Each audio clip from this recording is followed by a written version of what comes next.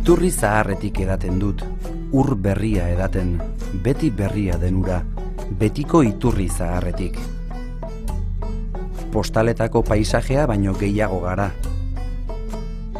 Iraganera begiratzen dugu, baina ez dugu iraganera itzuli nahi. Harro gaude egindakoaz, baina ez zaigu harrokeria gustatzen. Gurea maite dugu, baina kanpora begira ere bagaude. Txikia gara, baina amets handiak ditugu. Egunero ikusten dugu txindokiren atzetik eguzkia irtetzen, baina egunero kolore ezberdina du, egunero bizi berria ekartzen baitu.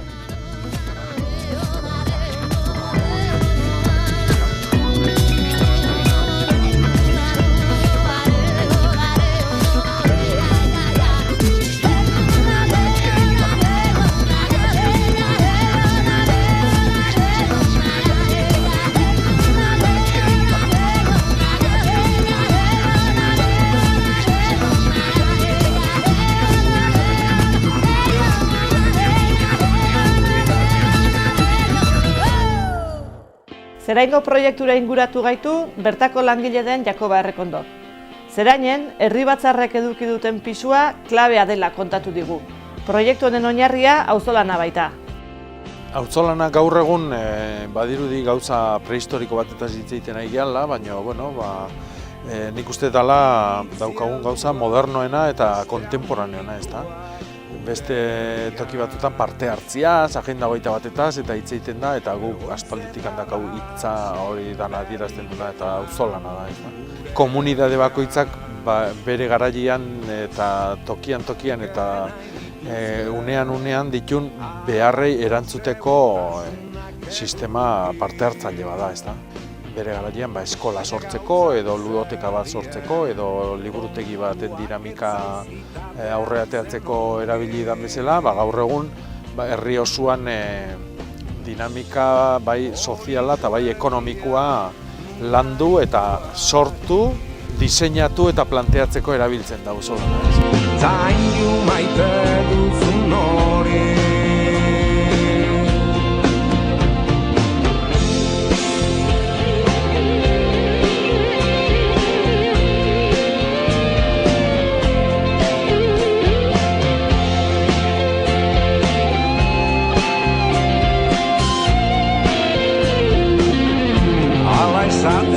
Auzolanean oinarrituta, Zeraingo herria etengabe ari da pausoak ematen, bizikalitatea hobetzeko, komunitatea indartzeko eta etorkizun ekonomikoa lantzeko.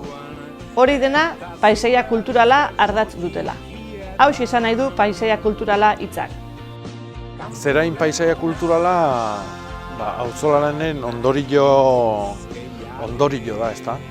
Paisaia jabetzia gure komunitatearen oinarria natura degula, gure ekosistema, gure lurraldia. Paisaia da gure lurraldia, gure arbasuak eta guk lantzen degunaren ondorioz daukagunan emaitza. Hau da, natura gizakian eraginez eraldatua milaka urtetan. Hau da, Zerainen ez dago metro karratu bat bea ere gizakia inoiz iritsi iztanik. Hori da paisaia, ez da, natura guk eraldatutakoa, gure komunitatea, gure kulturak. Eta paisaia kulturalak konzeptu hori biltzen du, ezta?